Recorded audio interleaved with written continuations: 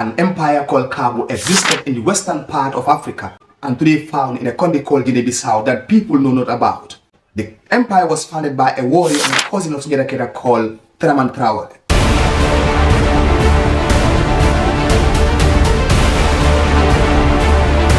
Sunjata Keita was the founding father empire of Mali in 1537. Born a crippled and of course became a warrior.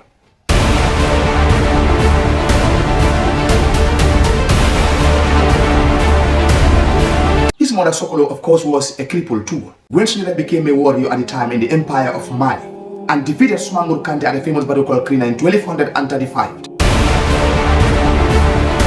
He founded the Mandingo Empire, now called Mali Empire. The greatest empire that ever emerged in the western part of Africa called Mali. An empire close to the Sahara deserts at the time. An empire with the capital at Gao and of course later moved to a place called Nyani. Sunjata Keita at the time was having many warriors, ranging from Amari Sonko and of course Traore. Because Mali Empire was very large to the extent that it covered Gambia and Senegal, Guinea-Bissau and Casamance. Then Sunjata sent some of his warriors such as Amari Sonko and Traore down to the Senegambian region for the collection of tax from the local inhabitants. When Triman came down to the Senegambian region, he established the Kaabu Empire with the capital at Kansala. The Kaabu Empire was ruled by many kings. Mama Janke Walisani was the last and the 12th ruler of the Kaabu Empire, who ascended the throne of Kaabu. For his reign was very bloody because it was characterized with many battles. Battles after battles in the Kaabu Empire at the time with the capital at Kansala. The Kaabu Empire at the time have different system of administrations. The Kaabu ruling class were the Nyanchos and the Korings, the Males and the Manjans were the Kaabu ruling class. At the time when a person bears the surname of Males, Science, a person could become a ruler in the Kaabu Empire. Then the Kaabu Nyanchos had a shrine at the time, and there were 3 holes in this shrine, and the shrines were protected by the evils, by the spirits. Before these warriors going into a battle, they will all come and converge to sharpen their swords for battle. When a person sharpens his sword and the milk in the shrine stays white, the person will be asked to return back home, because whenever you go into the battle, you never return back. This shrine in the Kaabu Empire at the time was having 3 holes and it was protected by the spirit. And one of the holes was having a blood. The other holes was palm oil or palm wine, and the other holes was a milk. So when a warrior sharpens the sword and then the milk stays white, that particular individual or warrior will not asked to go into a battle. It must be noted that several weaknesses had been done to the Fula peasants or farmers in the Kaabu Empire. Several weaknesses or attacks and raids were being done to these Fula peasants by the Mandingo ruling clan of Kaabu Empire at the time. And the Fula did not just wake up and attack Kaabu overnight. They apply cautions, they apply military tactics, they apply several methods before they attack the empire of Kaabu. And the 3 Fula confederations joined together and attacked Kaabu. They were the Futa Toro, the Futa Bondo and the Futa Jallo. They came together as a unifying force. They attacked and destroyed Kaabu completely. It must be noted that the Fula did not attack Kaabu until the abolition of the transatlantic slave trade. Why? Because the Fulas were benefiting from slaves at the time. The captured slaves by the Fulas were sold for them to earn income. The Fulas were benefiting from slavery. That's why they did not attack Kaabu until the abolition of the transatlantic slave trade or slave trade.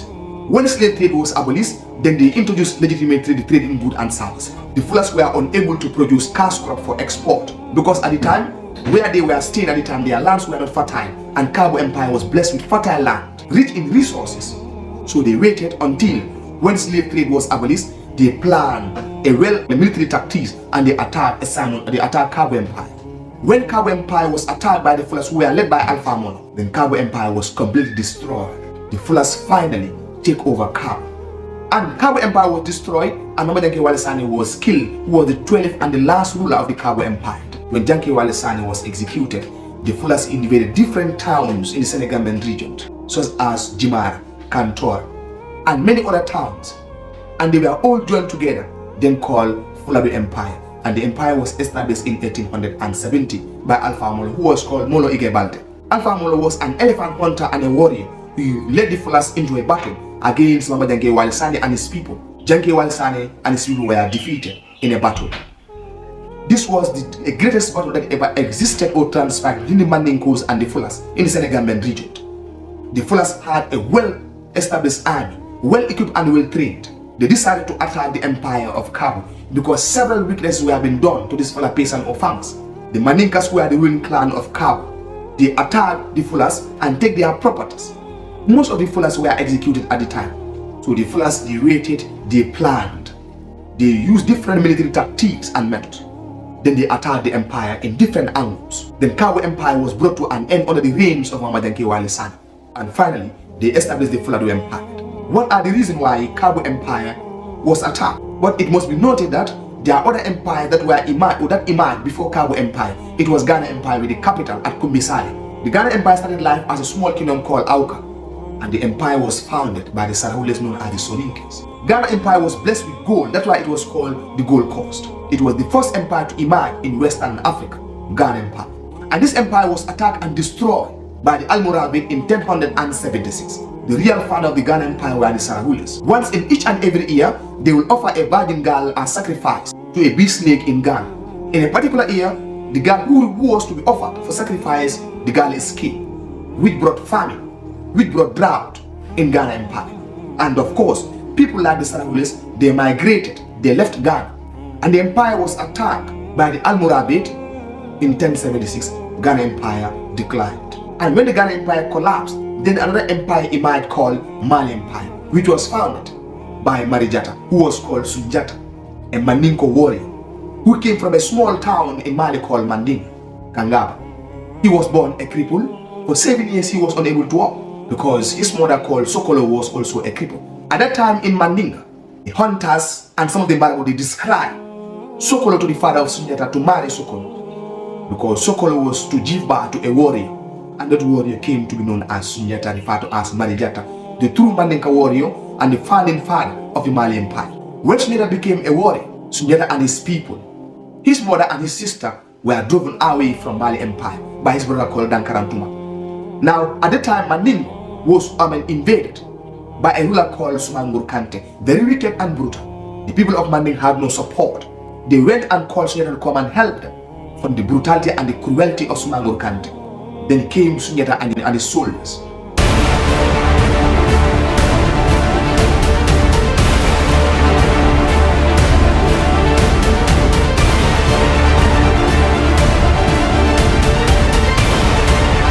The battle started. They attacked and destroyed or defeated Sumangur at a famous battle called Krina in 1235. Then in 1537, Sunjata finally established Mali Empire with the capital at Gao. Later moved the capital from Gao to Nyang. Then in 1312-1337, a man called Mansa Musa ruled Mali Empire. Very well. That's why when he was going for a pilgrimage to Mecca in 1324, he went along with huge amount of silver, gold, and each village that he passes, he'll donate them now, gold, silvers. That's why Mali became famous. West Africa became famous because the European, they heard of Mansa Musa's great heart or pilgrimage to make. That was the time they started coming to Africa, for them also to have access to our natural resources. When the Mali Empire suffered from internal and external conflict, the Mali Empire collapsed. Came the the Songhai Empire. Songhai Empire started life as a small kingdom called Al-Kauka, which was founded by a great ruler called Soni Ali, and the capital at the time was called Kuki. There were two groups of people in the Songhai Empire. They were the Sokos and the Gabibas, the farmers and the fishermen. When Songhai Empire collapsed, or before the collapse of the Songhai Empire, then Kaabu Empire was founded. An empire which was located between the Gambia, Senegal, Guinea-Bissau, and Casamance. The capital of the empire was called Kansa.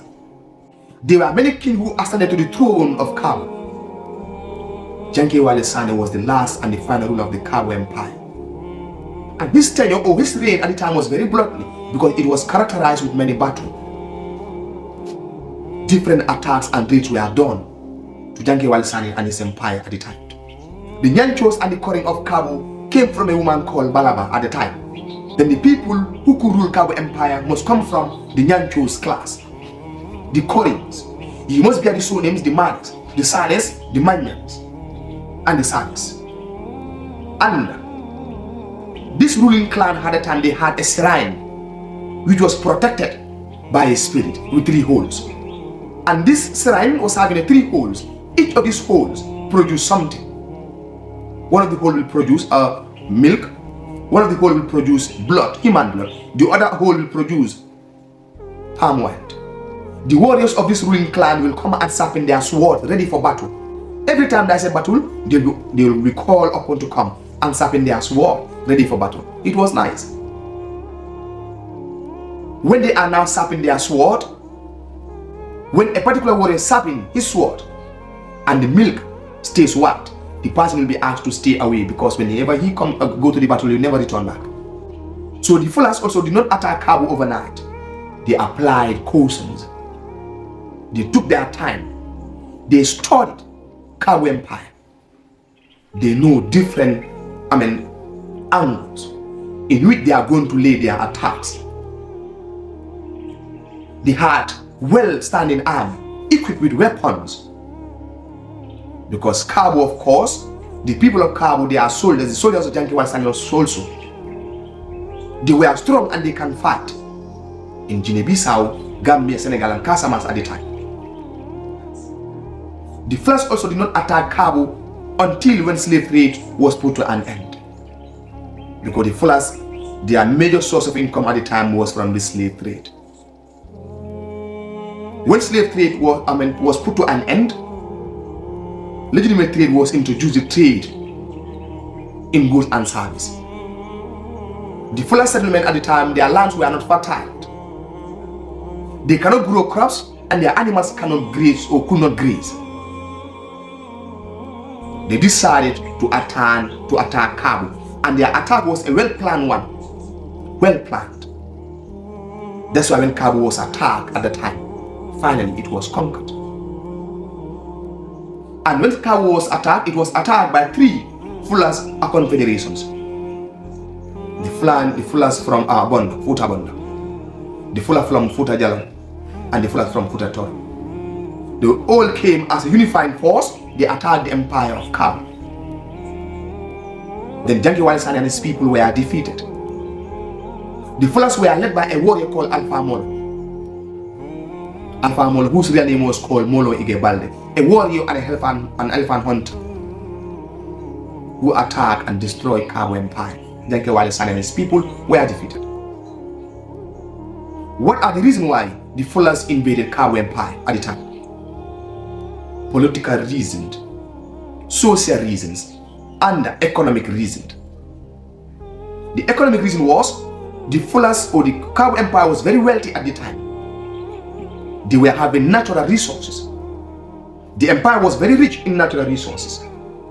And for the Fullers, they were not rich at the time because they were only depending on slave trade, and slave trade was put to an end. They had no major source of income, which motivated them to attack and take over Kaabu from the Mandinka ruling clan, ruled by Janki Walsani. The political reasons why the Fullers invaded Kaabu, because the Fullers wanted to establish the kingdom of Fuladu. They want to control that territory to be added under the kingdom or to the kingdom of Fuladu. That's why when Kaabu Empire was attacked and destroyed, Alpha Molo went further to attack different kingdoms, Mandinka kingdoms, and finally established the Kaabu Empire in 1870, so the Fuladu Empire in 1870. Agricultural reasons. Because the Fullers, at the time, they were farmers. They moved their animals inside of what they call lands, pastures, for grazing their animals, or for the animal to graze. Kaabu Empire at the time the land was very fertile. So the Fullers who were farmers, they needed this land, Kaabu. That's why they attacked Kaabu. And they defeated the ruling clan of Kaabu. And finally, they stayed in Kaabu as their very own. So self-reasoned. The Fullers, of course, they needed space, land, for them to settle and establish their own territory. That's why Kaabu Empire, of course, was attacked. It was a very difficult battle between the Mandinkas and the Fullers. People were massacred. Blood spilled in Kaabu at the time. Because swords were used now, cutlasses were used, knives, bows and arrows. Many people were executed. That's why even today you visit, the place where the battle took place, they will show you how the battle went on. This is an empire that people know not about, Kaabu Empire. The effects of the attack of Kaabu. When Kaabu Empire was attacked by the Fullers led by Alpha Molo, the warrior, what were the effects now? What happened? Many people were killed, such like the Mandinkas. Because the Mandinkas at the time, they were the ruling clan in Kaabu, led by Janki Wali Sani. So the Fullers, they planned themselves well. They attacked Kaabu in all angles. Many Mandinka warriors were executed. Was an effect. Thousands of people died in the empire of Kaabu before it was finally taken and owned by the Fullers. It was a difficult battle. And two, it leads to the collapse of Kaabu Empire. An empire collapsed, Kaabu Empire. Because when it was attacked and it was conquered, then Kaabu Empire died. Then came the Fuladu Kingdom or the Fuladu Empire, led by Alpha Molo and later Bakari Demba and finally Musa Molo. So Kaabu Empire collapsed as a result of the battle that happened in Kaabu between the Fullers and the Mandingos. And that, it leads to political instability in Kaabu because different people now started to attack Kaabu. When it was taken by the Fullers, different ethnic groups now will want to attack and take over Kaabu. So there was lack of peace at the time when it was captured by the Fullers. Political instability. Fourth, it of course led to the destruction of properties. Many animals were killed because these people, they were using horse to fight. Many animals were killed and many properties were destroyed. Farmlands were destroyed. Crops were destroyed because of this battle. So this is our History TV, bringing to you live an empire that people know not about called Kaabu Empire. It was also an empire that emerged in the western part of Africa and today it is found in Guinea-Bissau, the empire of Kaabu. So this is great Kaabu Empire, which was ruled by a warrior called Janki Wale Sani, who was the 12th and the last ruler of the empire of Kaabu. After his reign, Kaabu was no more in existence. It was taken completely by the Fullers who were led by Alpha Molo. So this was the empire of Kaabu.